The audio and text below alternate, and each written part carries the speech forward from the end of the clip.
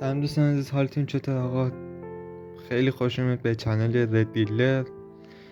امیدوارم حال دلتون خوب باشه، ولی خب متاسفانه من اصلا حالم خوب نیست، چون دیروز یه اتفاقی افتاد که واقعا میتونم بگم خیلی بد بود. هنوز که هنوزه از اون موضوع ناراحتم.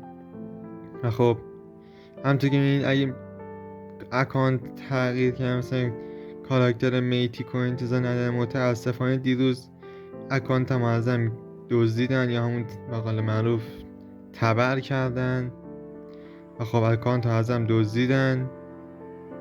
خیلی حواستون باشه. حالا اونایی که به قول معروف این بازی رو انجام میدن، اگه موقع خواستن بفروشن حواسشون باشه که مثلا واسط کیه، خریدار کیه. اینو خیلی حواستون باشه. من متاسفانه نمیدونم بگم چه میدونم والا، هم یعنی به قول معروف هم واسطه دزد در اومد، هم اون کسی که میخواست با هم تاق بزنه، که خب متاسفانه اینجوری هم اکانت ازم گرفتن.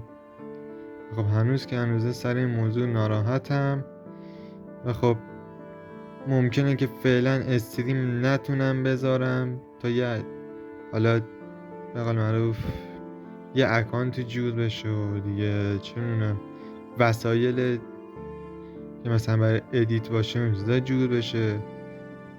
متاسفانه فعلا ممکنه ویدیو نذارم به خاطر این موضوع، ولی خیلی ممنون میشم که چنل رو ساب کنید، حمایت کنید. واقعا تو این مثلا تو این موقع خیلی من حمایتتون نیاز دارم. لایک ها رو بکوبونید و خب میگم خیلی اگه یه موقع دیدید مثلا دارید این بازی رو میکنید، میخواید اکانت رو بفروشید یا تاق بزنید، واقعا حواستون باشه که واسط کیه، خریدار کیه، یا مثلا تاق زننده کیه، فروشنده کیه. اینو واقعا خیلی حواستون باشه.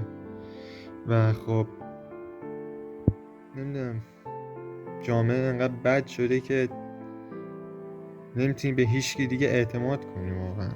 واقعا دیگه نمیشه به هیچکی اعتماد کرد متاسفانه. آقا یه چیزم از این اکانت نشون میدیم که آقا نگید، فکر نکنید من دارم دروغ میگم. نه، این اکانت الان واقعا هیچی نداره برای این که میخوام من استریم کنم. کلا 11 تا به قول معروف اپیک داره که خب یکیش نایف، یکیش اف جی، بقیه‌اش هم که حالا یه سری گانه که اونقدر چیز نیست، ممکنه برای پلی به درد نخوره. و خب کلا هم 4 تا کاراکتر اپیک بیشتر نداره. و عرضم به حضورتون که برای ارتقا دادن گانم که اونقدر ایکس پی کارت نداره که بخوام گانا رو ارتقا بدم. آقا دم همتون گرم، خیلی عشقید. فعلا